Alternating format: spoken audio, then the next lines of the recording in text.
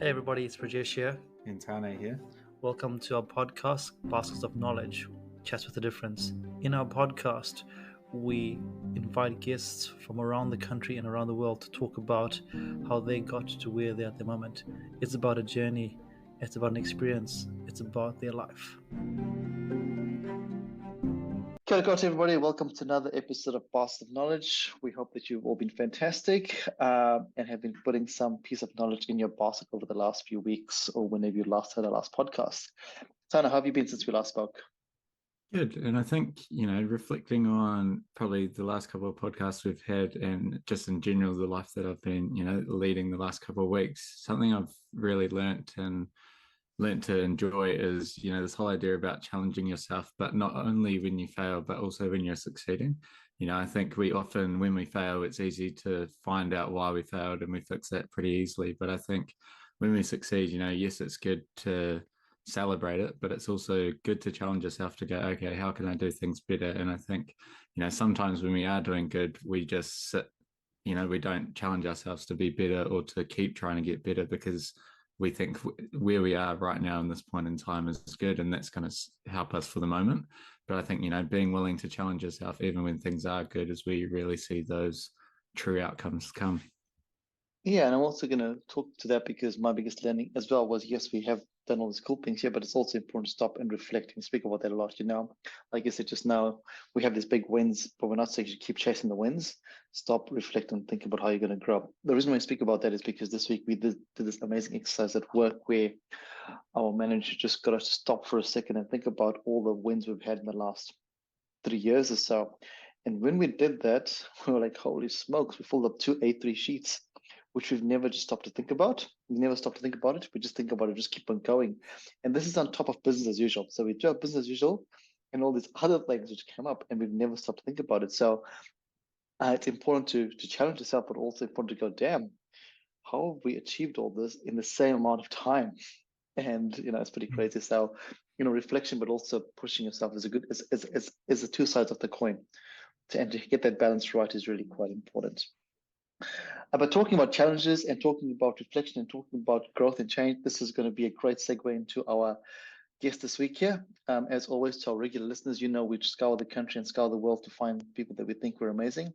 And as we say this every week, we think everyone in this world is amazing, but we can't interview every single person. And we'd love to, but we can't. So this week, we have a fantastic and amazing human being we're privileged to have on our podcast. Welcome to our podcast, Natacha. Thank you so much for having me. Beautiful. Nat, I'm just going to call you Nat because that's how I know you as. I don't call you Natasha. You have. Nat, for our listeners out there, do you want to tell our listeners a bit about who you are, and then we'll get into your story, I guess. Yeah, for sure. So as P said, I'm Nat. I currently live in Christchurch. I was born and raised in France and then moved to New Zealand with my mum and my brother because my mum is a Kiwi and my dad is French. Did that in 2006 or 7, and went from Gisborne to Wellington to Christchurch and kind of moved for uni and work pretty much. Beautiful. What a great summary. And there's a lot of depth into that summary that we're going to get into right now. So right now, Nat, you run a fantastic and amazing podcast, which we'll talk about later on, but you're also a pretty popular and very energetic Les Mills instructor and trainer, which is the truth. I wouldn't say popular. I'm gonna put it out there. But this is where you're at the moment. If we turn back the clock and think about you when you went to Wellington to do your study at that time, did you ever think that this would be the world that you'd be getting to? This whole fitness world? Did I ever think that fitness would be something that would be a big part of your life? Yeah, I remember I did group fitness classes in Gisborne when I was in high school, and I remember loving them. Just loved them so much. They came to my school one day and did like a body combat class, and I just loved it so much. I just loved the group kind of effect. I was never great at sports. I loved running, but I loved running and ballet, but I was never really good at sports. And I know in New Zealand, schools, sports are quite important. So I never felt like I really fit in that space. So I started doing the Les Mills classes in Gisborne. So when I moved to Wellington, I was very interested in becoming a member, but I couldn't afford it.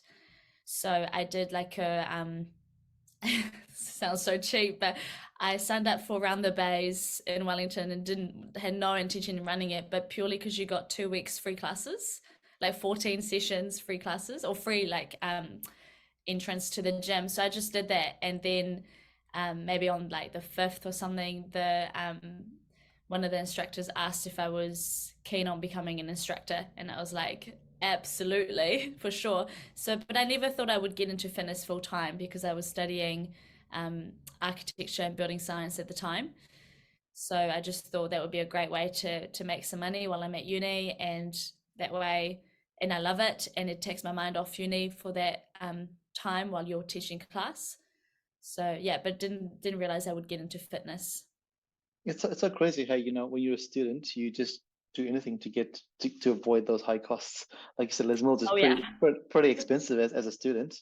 yeah, So I sometimes wonder when people join F45, I'm like, how do you join F45? But anyway, that's another conversation, another story. yeah. How do people afford it? How do I don't students know. afford it? I have no idea. So it's pretty crazy. But how crazy it is for you in lesson or class number 5, someone says to you, "Hey, we think you'd like to be an instructor." But before we talk about your fitness journey, let's talk about the other part of your life as well, which is the building science. So you finished up in Gisborne.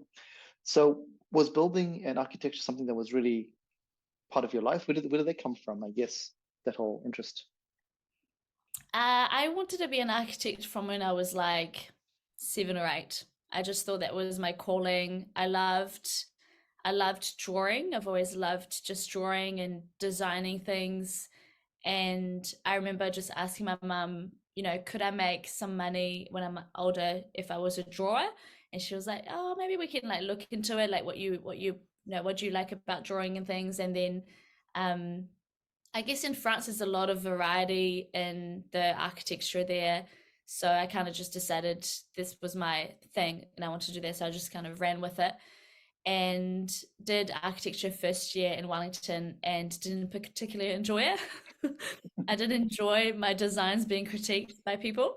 I just was like, and then I remember saying to myself, well, this is real life. Like, Yep. I'm going to have clients and they might not like my designs. And yeah, and architecture, like, it's an incredible degree. It's really hard to get into, it's really competitive, but you have to do architecture first year to get into building science. And I remember just loving my building science papers. They were so interesting. I loved the structural engineering side of it. I loved the sustainability side of it. Because building science, I did a double major. So, because when I carried on, I stopped doing architecture, I just carried on with building science. And you do like a double major of project management and sustainable engineering studies. And I just loved both sides of it. I genuinely loved my degree. And yeah, I just thought, why not make this world a better place through sustainable engineering, sustainable buildings? But at the time, there was no jobs around, well, not much anyway, around sustainable engineering. So I went down the project management path, which I really enjoyed as well. Isn't that crazy though? Because in today's world, everywhere the word sustainable is everywhere, right? Isn't the world a crazy place? Like, Yeah. if you forward think, if you go 10 years ago, whenever you did your degree, you go, whoa, man, if I was doing that right now, I'd be a leader. But this is the way the world works. It's so crazy. Yeah. And it goes back to when I was doing my study and when I was doing my thesis and my PhD, and I was looking at Facebook and social media and all that kind of stuff. At that point in time, I was told millions of times that it was a waste of time because it's never going to fly. It's never going to be a thing. What are you talking about? It's never going to be a thing. Yeah. And now reflect when actually the whole world just survives on these crazy platforms. It's so It's crazy, like right? a multi-billion business. Exactly. Yeah. And the same with sustainability, right? Sustainability is in every single business plan and every single policy out there. But it's Yeah. but really awesome that you enjoyed your project management. So you did the project Yeah. management, and then what did that lead you into? So you did that there, enjoyed that there. So yeah, finished my degree in Wellington, and obviously the Christchurch earthquakes had happened, so there were lots of jobs in Christchurch, not a lot in Wellington. I really wanted to stay in Wellington because I just think it's such a cool city, and I had lots of friends there. But decided to move to Christchurch to help with the rebuild, and I thought that would be quite cool. To the thought of redesigning and rebuilding a whole city is something that you would never really come across again, probably. And why not be a part of it, especially if you're in this industry? Why not use your knowledge to be a part of that?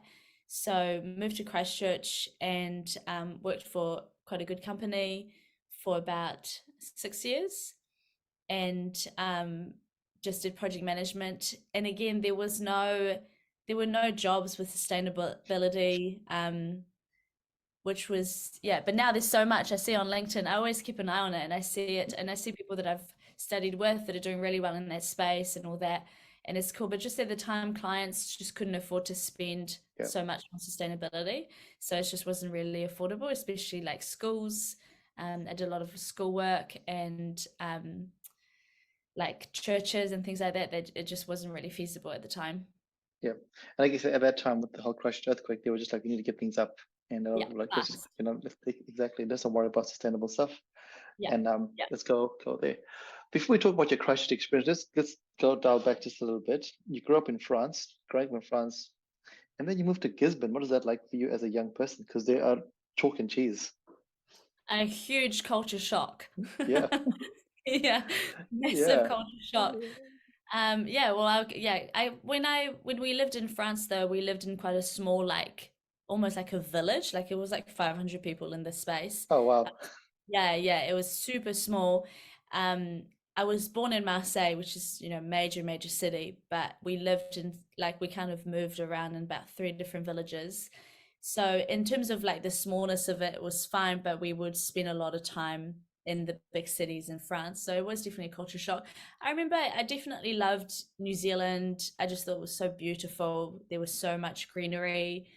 I never lived by the beach or anything like that, so that was quite cool. But the reason why we moved to Gisborne is because my whole mum's side is there. So her brothers and sisters and all of my cousins. So it was, the kind of natural place for us to go because that's where she grew up. It's so crazy because you speak about having the small villages in France and getting easier to go to the biggest city centers, but Gisborne is probably one of the most furthest places to a big center in New Zealand. Oh, if you fly, it's expensive, and if you drive, you have to drive at least 7 or 8 hours to get to either Auckland or Wellington, and the drive is not straightforward.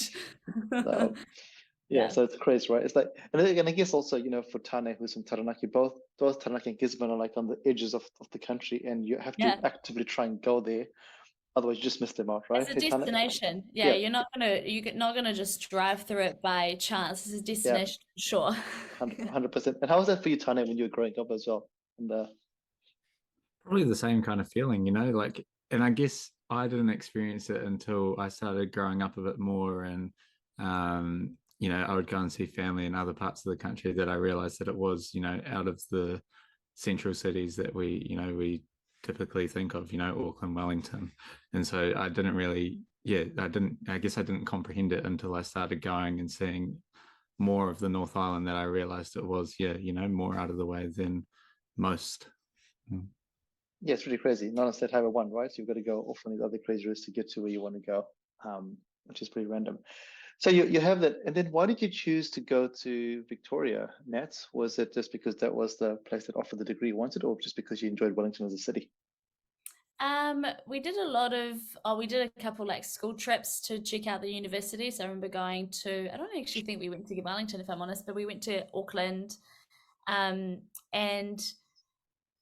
I kind of just weighed up the architecture degree in Victoria and Wellington and in Auckland uni, and Auckland was really hard to get into for architecture, but once you were in, you were pretty set, like that was kind of like the thing. Once you're in architecture in Auckland, you're likely to go into second and third year. In Wellington, it was easier to get into, but really competitive to get into second year. And I had a lot of friends going to Wellington. Actually most of my friends, I don't think I knew many people going to Auckland, and just Wellington just looked more appealing to me, just because I don't know, there's a certain vibe about Wellington. I don't know how you feel about it, but I just love it. I know people complain about the wind, but I'm just like, and what? Just dress appropriately. It's fine. I just love it. It's such a cool city. It's got so much diversity. You can wear what you want, like fashion is such a, if you want it to be a statement, you do that. Otherwise, it's just less judgmental. 100%, and I agree with you. I think out of all the cities in New Zealand, that's the one that's you can just be yourself. You can just be yourself and Yeah. and the weather is the weather, right? There's weather everywhere you go in the world. Just wear the right weather, right clothes and you're fine, right? Exactly. Yeah. So with that, the segue is really nicely into the city that you really enjoy. Now moving to a city that is a little bit different, especially in the first part when you move from Wellington, where everything's amazing and everything's all good, to Yeah. Christchurch. What is that like? So another shift. So France to Gisborne, Gisborne to Wellington, and Wellington to Christchurch. I had no intentions on staying in Christchurch for longer than 2 years. Yep. Here I am. Yeah. I thought, look, because I worked for Opus at the time, so I got quite a good graduate job for Opus in Christchurch. So I thought I'm going to work on the rebuild for 2 years and then transfer to the Opus in Wellington. And I guess kind of things happen. Like I made some Yeah. really good friends. I actually had a lot of friends that ended up moving from Gisborne. Well, like they kind of went from like Wellington, Auckland, and then we just kind of landed in Christchurch together. So some really cool close friends, and genuinely really loved my job.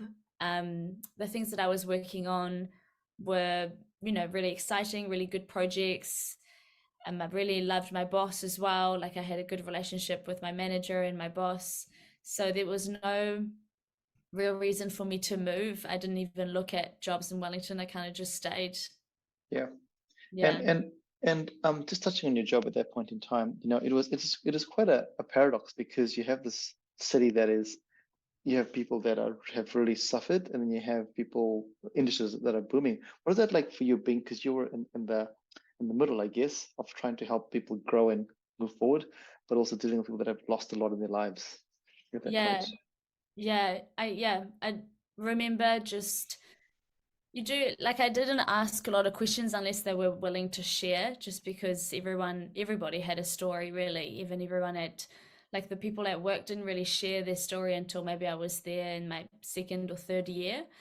And, no matter whether they've lost people or houses or assets, everyone just had such a emotional story.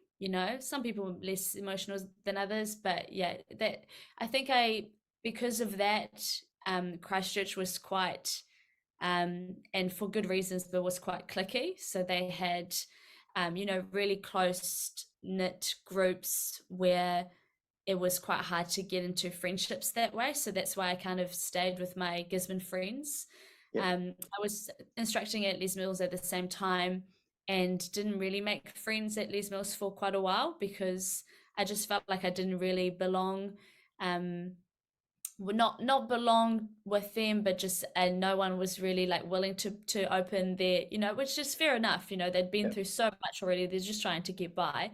Yeah. So yeah, I think it is quite, for that reason, Christchurch is quite a and I hear it from lots of people, quite a cliquey kind of city where it's harder for people to get into friend groups. Yeah, it's Yeah. tough, and because it's quite ironic because I was down at the same time when these earthquakes happened, and it was really quite challenging because you'd be like, all right, cool. Even to your other colleagues that you meet, nobody wanted anything because they're like, no, I'm just going back to my family. I don't know who you are. You're a random stranger in our city which has been attacked. Don't know who you are. Here's the word attack by Mother Nature. And it was just so strange. And I remember going back to my manager and going, man, this is such a hard place to just meet people. It's just Connect. so Yeah. tough to connect, and it's really quite funny because one of the very, very first people that I connected with in Christchurch was Yuki, and that's so crazy at the Les Mills Really? at the Les Mills Oh, cool. on Riccarton Was he Road, the which is quite same? crazy. Was he the same as he is now? It was the same. That was in Riccarton Road when they had the Les Mills at Riccarton Road, which is now Tom's Emporium. You know where Tom's Emporium is? That used to be where Les Mills used to be when the Yeah, first I Les know it Mills I was on went to. Rachel Road, but I don't know Yeah. where. Yeah. Yeah, so that was pretty crazy. But again, this is going to be a theme, I guess, throughout our podcast that we spoke about that, sometimes it's not the people, but the place and the similar connections that you have that open up those conversations. For me, at that point in time, I went to the gym, Les Mills, didn't know anybody, and then Yuki just came, had a few conversations with me. That was somebody's actually talking to me. This is an adult. This is crazy. Yeah. So crazy. So you were loving your job at Opus. You're doing your Les Mills instructing, And then when did the shift happen for you to go, actually, now the fitness becomes a bigger part of your life? So it was kind of, I'm very calculated with my movements, so it wasn't really just like a switch like that. Yeah. But I met Essie, who you know, my husband. Yes. Yeah, who you know very well. And um we so I had done my PT course before I met Essie for no real reason but just to learn more, because I wanted to just be able to help people better in the group fitness space, because when members would ask me questions after classes or before classes, there wasn't really much I could do because I didn't know a lot about the actual body. So I did my PT course for literally just to learn more. I had no intentions of becoming a PT. And Essie and I had our relationship going, and we were kind of like, why don't we start a boot camp? It's, he was quite keen when I was quite keen to start that together, because we thought we had quite a good thing going, the two of us, in terms of like a brand. So asked Les Mills, and they took me on, and I was purely just going to do boot camps in the morning and then work my normal job during the day. And then I just kind of ended up taking on more and more clients. Like I was working so much. Like I had boot camp, and then I had clients, and then I had work, and then I had more clients at night and classes kind of everywhere. And I did that for probably like, I want to say like a year and a half, where I just completely overworked, but just loved it all. So I was like, I want to do it all. And just slowly shifted out of project management. I found in that stage of my life, I wanted more freedom.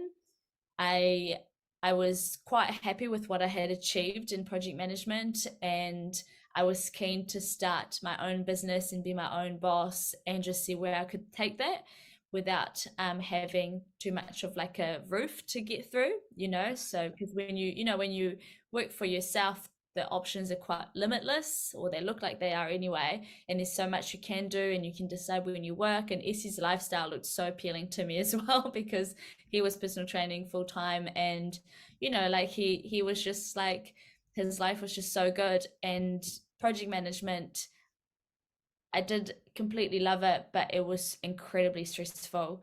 The work itself, in terms of like a lifestyle, it's not the best lifestyle for me at the time, in my opinion. I know a lot of people do it, but sitting down most of the week, 40 hours a week, you're sitting down most of it, unless you're doing site visits.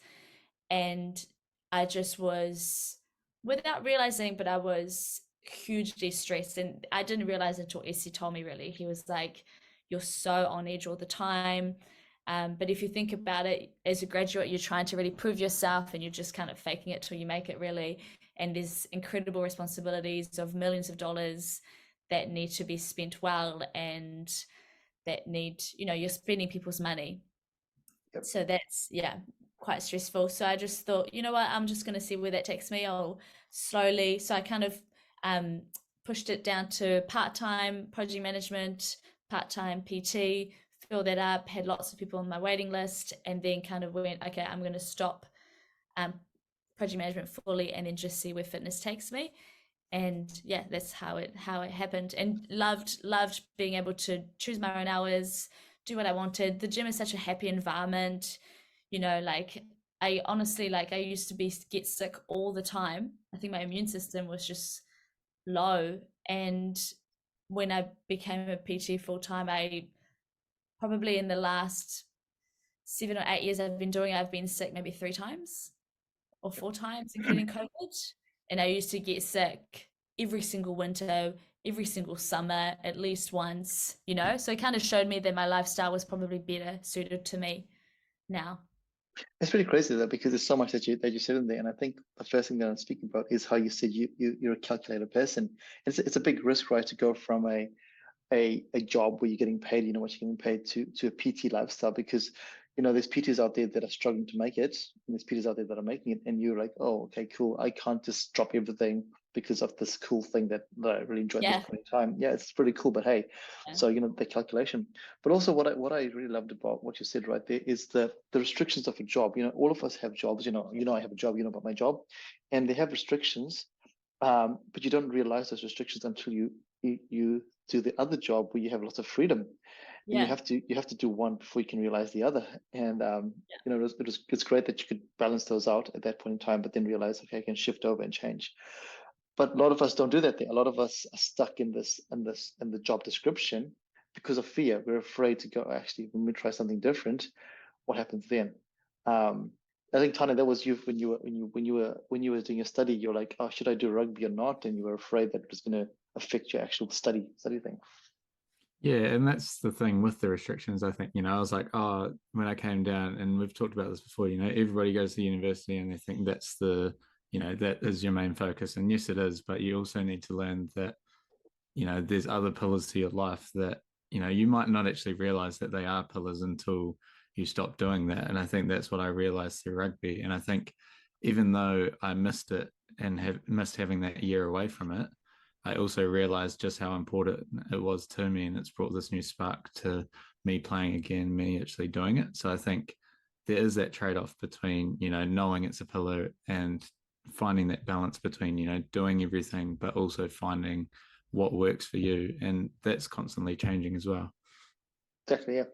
Change is part of life. Right? I always tell people change is part of life. It depends on how you embrace the change or you fight the change. And those that fight the change really struggle. But if you embrace the change, you probably get the most out of it. Doesn't always work out. Doesn't always work out, as our last podcast spoke about. Doesn't always work out, but you take the learnings from that and you move forward either quickly or slowly. So now you transfer from part time to full time PT. And I'm very privileged to have known you for a very long time, along the whole way through. But you started changing your focus from just being PT to changing to other things that are more important to you in your world in terms of PTing. And do you want to talk about that transition? You can see where you were like, I'm just PTing at the moment, doing my boot camps, and then another part of your life started coming up where you started to focus on different values which were important to you. Do you want to speak about those values? Are you talking about the like me training females Yes, that's and right. Yep. yeah, Yep. okay, yeah, That's right. yeah. Yep. Yeah, I think I've got a big passion for, and that's what drives me every single day, but big passion to make this a better space for women, especially young females. I think there's a lot of body image issues going on for men and women, of course. But I just, especially with that's kind of what started my podcast with Jess, is the want to be kind of like the big sister or the big sisters or the person that my clients can go to in terms of having somebody that they know they can trust with the information I'm giving them. There's so much thrown at young people and me included on social media and things. There's so many myths, so much um, targeted at us that's just preying on us purely for insecurities. So I found when I was personal training the impact that I was having on my clients, and I chose just to only train women because that's what was my passion. I wanted to be the best at training women and just focus on that. So did a lot of research on that and in our cycle and our hormones and all that. And yeah, I've just really wanted to be a kind of a safe place for people to trust, for women to trust in order of where they get their knowledge and their help from. Yeah. Yeah, and I love that because a lot of our listeners are young females or even a few older females. And what is one big common theme that you see as you train these young or these females, I guess, that you work with? Because body image is massive. We see that across all our platforms. Also, when I'm coaching, I hear that's the body image. Is there something that you see very often coming through apart from body image or perceptions of body image in your training? Do you mean apart from body image? Because this is the biggest one that I see. So, so, Everyone, so, so, so, yeah, everybody, so, yeah, we'll go with body image. And what about body image? Is it the reality or the perception? Because there's two um, parts, right? To that. yeah, I think we kind of told that the way that we look isn't really good enough. So Yeah. it doesn't really matter where we're at. There's always somewhere else we can go and look better. Quote marks. And if you think of the fitness industry, for example, and even the diet industry, the nutrition industry, there's always, hey, do you want to look like this? Here's a product to look like this, pay this, and then you're going to look like that. And you're not valued and you're not good enough until you look like this. So it's, yeah, and most of the people that I train, generally their top goal is to either lose weight or tone up. Yep. So it's got nothing to do with I want to have a healthier body, I want to be strong, I want to be fit. It's generally, most of the time, not every time, but most of the time, I want to lose weight and tone up. And you might look at some of them and think, why would you want to even lose weight and tone up? You look great the way you are, but that's just not the way they see it. And that's purely on society expectations. 100% and 100%. And I guess, this is where when I do my coaching clients, I should look like this or I need to look like this. And like that language alone shows you quite a bit where it's coming from. And then and I'm guessing you do the same thing. I look at the emotional attachment to these things here. Like, what is the emotion that's attached to whatever their goal is?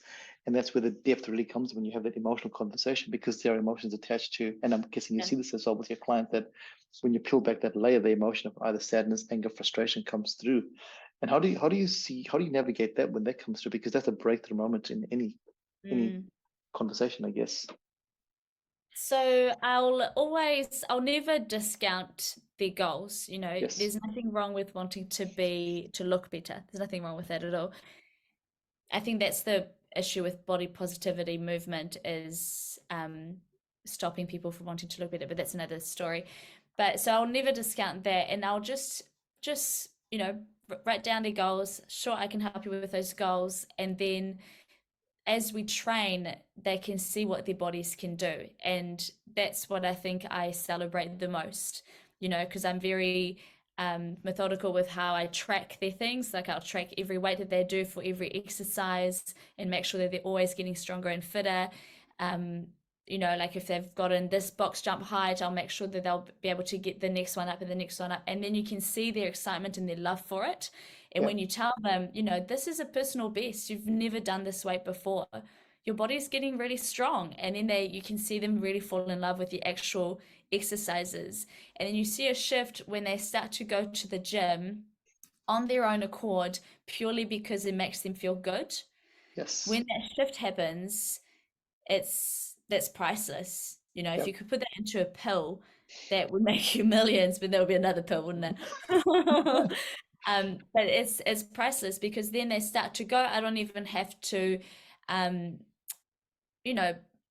I'll ask them, what have you done this weekend, tick off their workouts for the week, but it's not even a chore anymore. They're doing it purely because they love it, and they love how their body is moving and just the performance aspect of it, as opposed to the aesthetics. And then because they feel good about themselves, they can see changes in their body, and they're enjoying how their body's looking. They're seeing muscle come through and things. But it's more of a shift from the performance or what their body's doing at the top, and then the aesthetics comes after. So when their focus is more on performance and more on what their bodies can do, as opposed to how it looks, their whole mindset changes, and everything in their life does get better, slowly, but it does get better. They sleep better, and they're kinder to themselves. Their relationship with their bodies, their relationship with food, with exercise. It's not so much, I need to exercise because I ate a whole block of chocolate last night. It's just, I need to exercise because it's part of my day, and it makes me feel good. Yeah.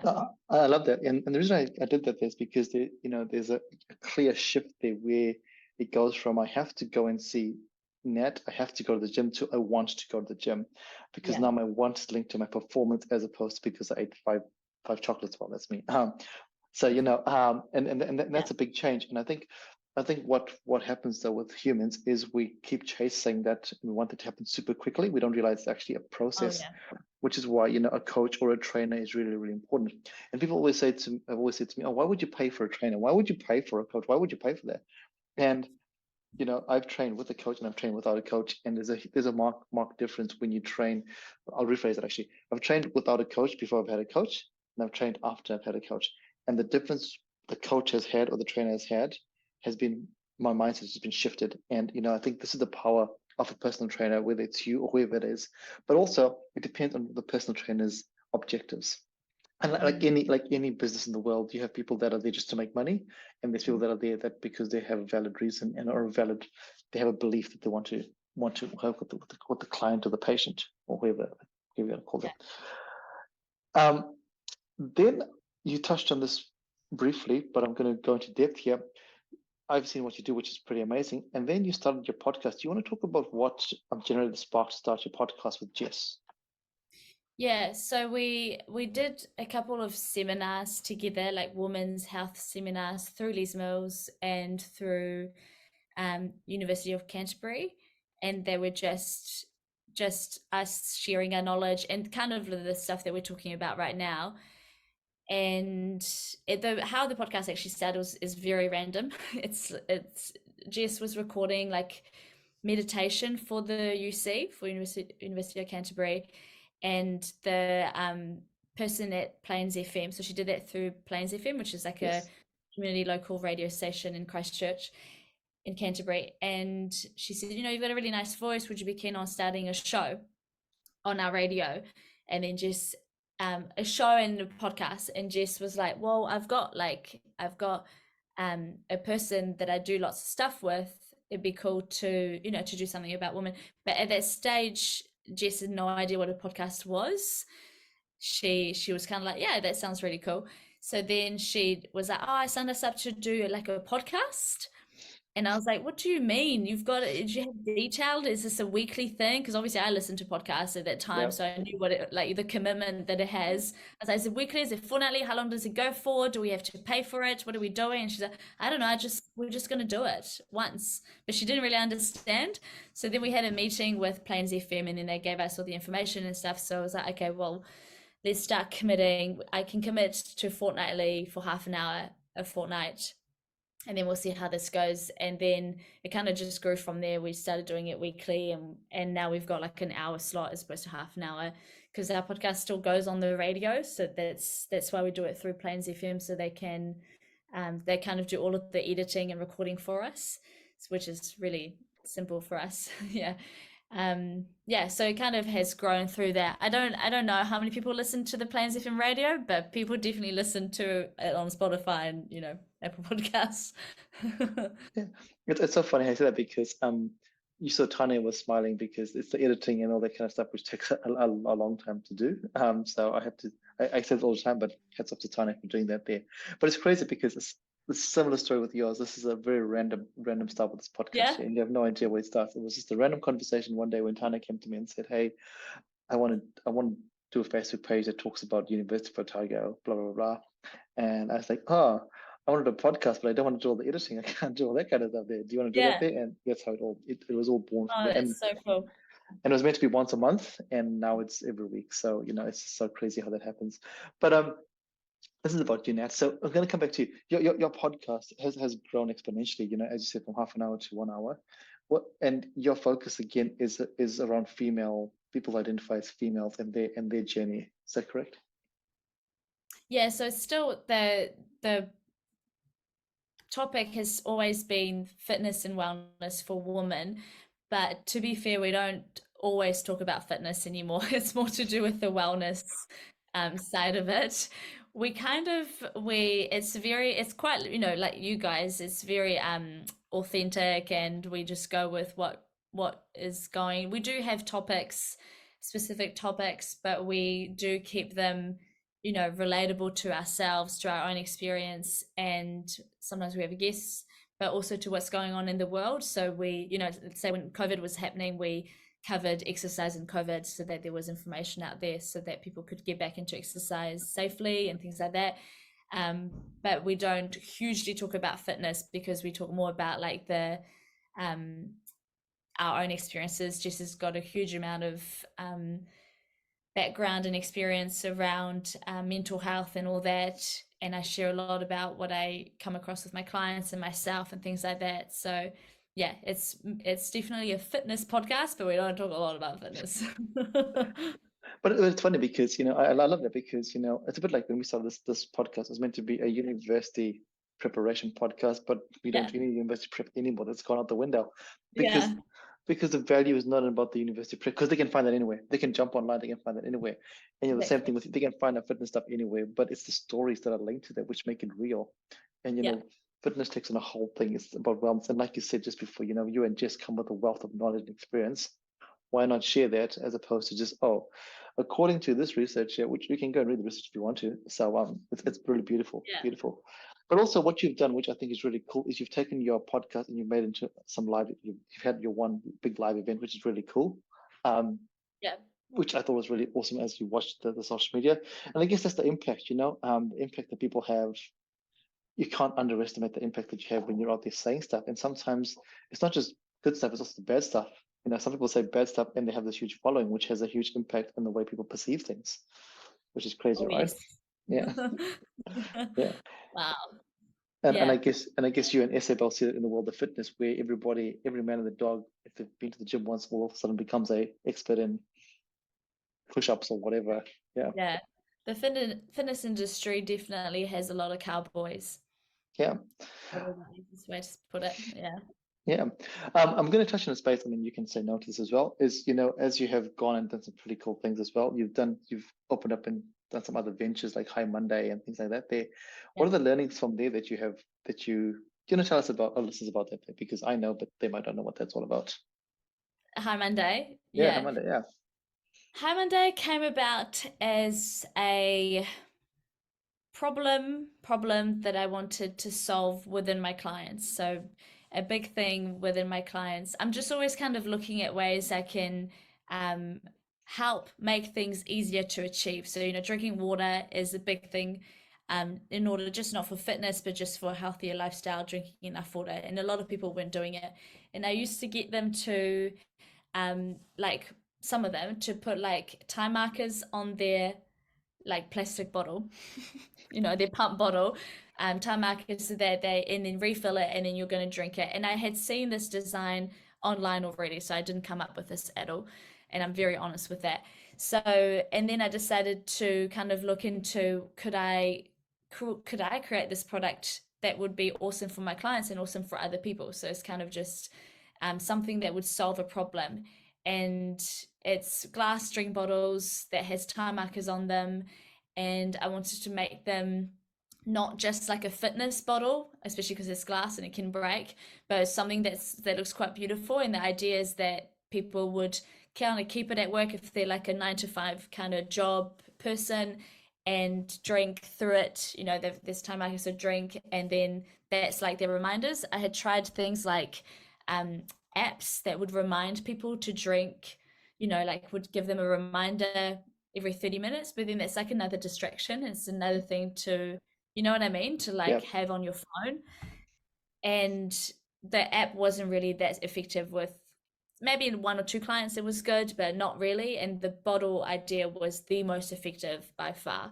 So that's kind of why I started to look into that and getting them manufactured and getting them sold.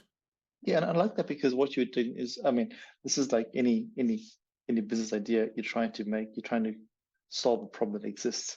And we, like you said before, this is not a problem that's linked to fitness only. Most of us in the world don't drink enough water. We think we do, but let's be honest, we don't. And there'll be a phase of 2 weeks. You're like, yeah, I've got 2 weeks, I'm all good, and then the rest of the year you're doing nothing. So, and as you said, how many of us have apps on our phones which we never ever touch? But the day we download it, we're like, yeah, this is going to be the best app ever in our lives, and never look at it ever again. So it's awesome to have a visual reminder. In my coaching space, I talk about visual reminders, whether it's a post-it note, whether it is something that's right in front of you, whether it's an indicator. So a water bottle with timestamps is a good indicator. But also not just about fitness. I think this is the key thing to remember, that water is not being hydrated. It's not about being fit and healthy. It's about being healthy in life in general. Just in general, yeah, exactly. Yeah.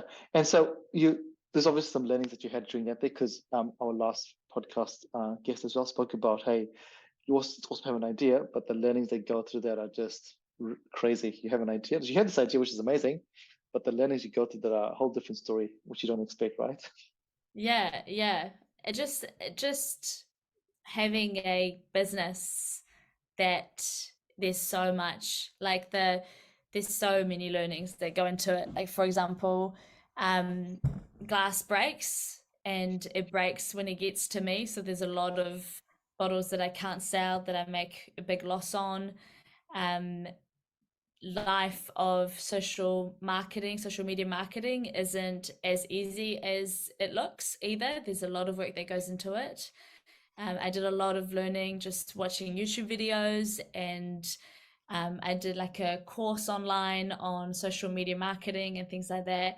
And I've learned so much. I've learned how to make a website, um, how to make ads on social media and things like that. So I do feel like I've learned a lot, but there's definitely been a lot of mistakes as well, and a lot of hours spent that maybe weren't really needed to be spent as long. And yeah, I just loved the idea of, I loved every stage of it.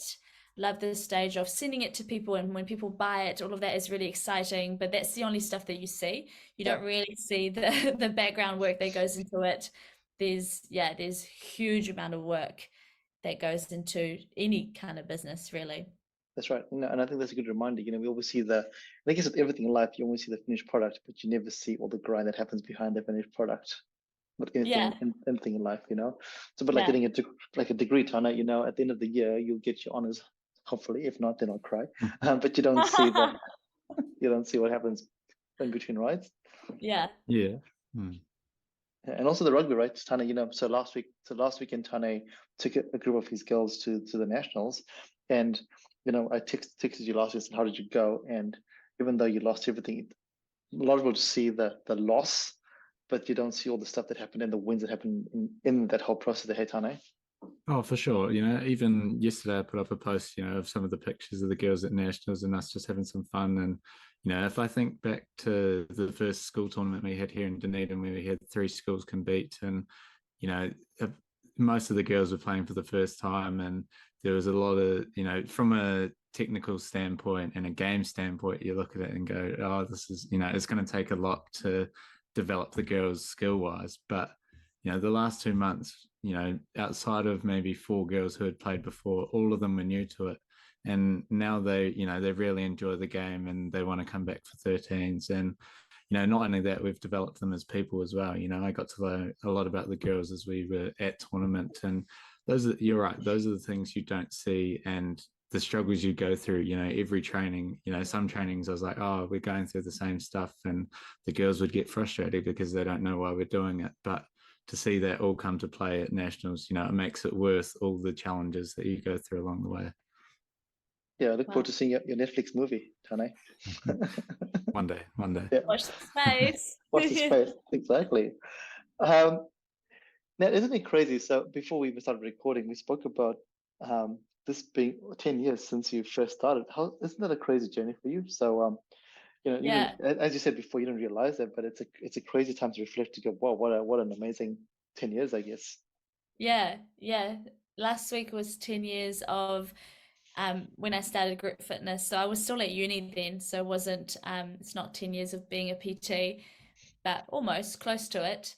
But yeah, when I started group fitness, so this I posted this photo of me after my first module, and you can just see I'm just like smitten. I just love it so much, and the quality of it is so bad. 10 years ago, photos were just not like this. They were bad quality. Yeah, it's been a long time. 10 years in the fitness industry. It's a decade. But think about it. Think about 10 years ago, you just went to a fitness class because you were trying to be a cheap student. And Yeah, isn't that exactly. crazy? Isn't Yeah, it like, I just didn't, I refused to pay for membership. Well, I couldn't afford it. It's not that I yeah. refused, it's just I couldn't afford it. Yeah, and I remember thinking this is so powerful, and that was the only time that I didn't think about uni. Like I Yeah. remember when you're in a class and you're teaching to people, that was the only time I didn't think about myself. And I just cared about the people in front of me, and that was so freeing for my mind. Because when you're a student, you're always, no matter what you're doing, you should be studying. You're thinking, I Yeah. should be studying. I should be doing that assignment. I should be doing Yeah. this exam study always. But that was when I was in a class environment teaching to people, was the only time I didn't think about it. And you couldn't afford to that, because if you did that, you'd make a mistake or you'd do something wrong. So you have to be Yeah, 100% present, right? exactly. And you want to make sure that people are moving safely and effectively, and you're not just causing chaos. Yeah. Yes, good is chaos. Just saying that. And Tanya, the same for you, right? Because when you're coaching, you can't be thinking about your honors research. Oh, for sure. And I think it also gives essence to, why I'm doing this research in this first place. And that's probably where the strength comes in, compared to some honors research where people go in and they just do it because that's the next step after a degree. And, they're worried about, oh, I don't know what I want to do, so I'll just do some research. But for me, actually having that value behind why I'm doing it in the first place, I think it's always a timely reminder for me, especially when I'm struggling with readings or assignments and stuff like that, to actually see where the value is going to come. Yeah, and also it's about being present, right? When you're not present, your for you, Tanya, your girls will notice. Nat, your clients will notice. Your Yeah. people in your class will notice. And for me, when I'm coaching, when I'm teaching, if I'm not present, I'm doing myself and also the people that are around me a bit of a disservice. And it's pretty important to be present, and which is crazy. And like what you said, Nat, when you're doing that there, you're not focusing on yourself. You're focusing on Yeah. others. And that's very empowering, because a lot of the time, the world has programmed us to be selfish. You should be doing better. You should be doing this. You should have this. You should have that there. Which is why teachers and educators are amazing, because they're giving so much. Yeah. And they must have their self-talk as well, but they have to put the self-talk aside and go, right, cool, for the next hour or 45 minutes or whatever, I have to put that aside and just focus on the people in front of me, which is pretty. Which is hard to do sometimes as well. Yeah. That's kudos to teachers and to and you, Tana, as well. It's really hard to, even if you're going through something at the time or that day you're having a bad day, to leave all of that at the door and give all of your attention and your presence to the people in front of you. But then also it's so good for our own minds and our own growth as well. Yeah, totally. And it ties back right to what you said at the start when you spoke about you working as an Opus project manager. In talking to people in Christchurch doing their stuff, they were still doing their things while their whole world was being crushed behind them, but they still had to come to work and had to do what they had to do in that moment in time. And that's just mad respect to anyone in the world that's going through that and doing that there. Nat, we've been speaking for almost an hour. Can you believe that? It's almost an hour, Not fast. which has gone by really, really fast. I'm sure we could keep on talking forever and ever, and might get you back again. But what we'll do is we'll ask you the last question on this podcast. Our podcast is called Boss of Knowledge. And every week, we'd love our listeners to have a piece of knowledge that our guest would like to share with them. So this is my question to you. What piece of knowledge would you like our listeners to bring to their boss knowledge from your experience, whichever flavor you want it to be, whether it's from fitness or health or business or your own experiences? Any piece of knowledge. Yep, I can definitely do that. What I will say is, what's the rush in terms of fitness, and maybe I'll go down the fitness and lifestyle space, but when people want to make a change, they want it straight away. And when people want to get fit, they want to be fit tomorrow, or they want to have lost 5 kgs tomorrow. And anything that you see online or that you see on social media that gives you a really quick fix, or you're going to do this in 8 weeks, you're going to do this, you're going to lose this amount of weight in 8 weeks, anything that sounds too good to be true is probably too good to be true, and it's probably a red flag. So don't rush through your journey of becoming fitter and healthier. It's takes time so that it sticks for a long time. So if if your goal is to lose weight and you're losing, I don't know, a few 100 grams every week, that's great. Celebrate that. It doesn't need it. If it was big amounts, then it's too easy to go back to day one. You know what I mean? So slow progress is going to make sure that you maintain this for your whole life. Because at the end of the day, you're looking for generally to be healthy forever. You don't really want to be healthy until you turn 40, and then what? yeah. Take your time. Don't rush. Yeah, and I love that, because I think that can be applied to, you've given us a fitness stance, but to anyone out there that doesn't really care about fitness, but you should, is don't rush, because, I mean, like you said before, if things are too good to be true, then there's something not right with that. You'll become rich in 6 months or 6 weeks by this course here, or that kind of stuff. It might work Not for one. It might work for getting one rich is the person. person That's that's right. That's doing right. the course. That's right. Yeah. Exactly. And it might work for one person. It might work for one person, but it doesn't work for the majority. So just be careful of those red flags there. Tony, any last questions for Nat before we wind up? No, I guess she kind of answered the one question when we were talking about body image and stuff like that. And, particularly for me now going into women's sports and trying to help, and particularly with younger females, who are going through intermediate high school. And probably that's the most where those messages around society really have an impact on them. So I guess, it's that double-edged sword for me of, being aware of it, but not making it a big thing, because I know that the girls will be, that will be playing on their mind for sure. But how do I accommodate that and accept that? Because I think, like this message you said about leaving things at the door, when we go into fitness or go to sport, it's always that message of, we get freedom from our day-to-day lives. And this is our hour of, enjoyment and happiness, but also being accepting to go, okay, when you come to training, I'm happy for you to bring, those other things that happen in your life. Yeah. You shouldn't have to hide them in those, when you come to training, when you go and do the things that you're enjoying, because that's a part of who you are. And so, yeah, trying to find that balance. And I think that's what I've learned through this podcast, through some of your messages. Yeah.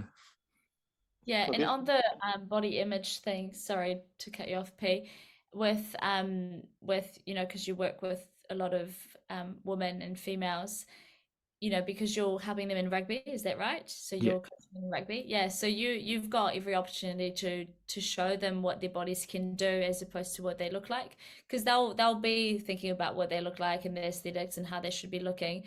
But if you just focus, which I'm sure you are, but focus on what they can do as opposed to what they look like. So things like not commenting on people's bodies or the girls' bodies and each other's bodies, just being like, wow, that was really fast sprint. Yeah. Yeah, and I guess it's even harder for Tanya being a male in a female sport, but I mean, it's always been male coaches, but I guess in today's world where everything's looked at as a fine tooth comb, like if you say that, what does it actually mean? And you're just trying to say something really good. So really acknowledge you, Tanya, for that there, but also acknowledging that for giving Tanya some tips about, hey, these are the things that you shouldn't say. I'm sure you do that anyway. But beautiful. Now, thank you so much for your time. As we said at the start there, we bring people on that we think are amazing, and you're an amazing human being. You've shared some fantastic nuggets of gold today. And to our listeners out there, we'd love you to think about the piece of wisdom you've heard today. And if you haven't picked up something, listen to the podcast again, because I know I have, and Tanya definitely has picked up something. So if you haven't, have a listen again. Now, thank you for jumping on. What we'll do is we will get Nat's in the show notes. We'll put down the podcast that she runs with Jess, so you can have a follow of that if you would like to, and also maybe some other information that Nat will share with us about what she does. But till next time, thank you everybody for jumping on. Thank you for listening, and remember to keep sharing the podcast, because without you, this doesn't grow. And as always, the most important message is, please remember to put something into your basket of knowledge over the next week or so. Till then, ka kite, take care. Bye, everybody.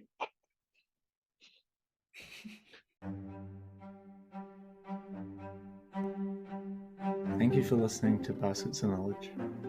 Yeah, we hope that you found something useful to put into your basket of knowledge. And as we said before, remember to put something little into your baskets of knowledge every week. And as always, feel free to like, comment, and share this podcast. Thanks, everybody. Bye.